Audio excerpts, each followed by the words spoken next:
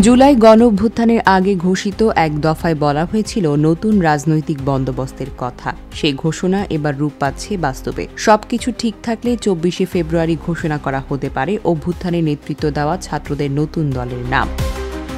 দলের কাঠামো গঠনতন্ত্র নিয়েও চলছে শেষ মুহূর্তের প্রস্তুতি। শেষ পর্যায়ে রয়েছে দলটির নাম ও প্রতীক নির্বাচন। ছাত্রদের নতুন দল আসছে এই খবর এখন সবারই জানা, কিন্তু প্রশ্ন হলো নতুন এই রাজনৈতিক দলের আদর্শ কি হবে? নেতৃত্বে কি শুধু তরুণরাই থাকবেন নাকি অভিজ্ঞদের জায়গাও হবে?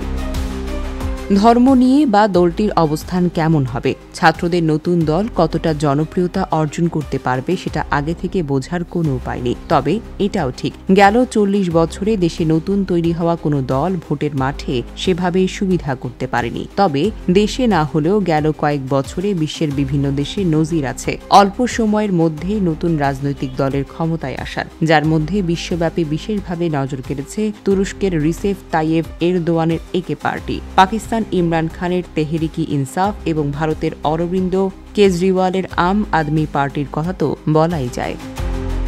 ছাত্ররা নতুন এই তিনটি দলের কর্মসূচি, সাংগঠনিক কাঠামো ইত্যাদি যাচাই বাছাই করেছে। বিষয়টি নিয়ে জাতীয় নাগরিক কমিটির যুগ্ম আহ্বায়ক আলী আহসান জুনায়েদ একটি গণমাধ্যমকে বলেন, এসব দল কিভাবে জনগণের কাছে জনপ্রিয় হলো তা খতিয়ে দেখা হচ্ছে।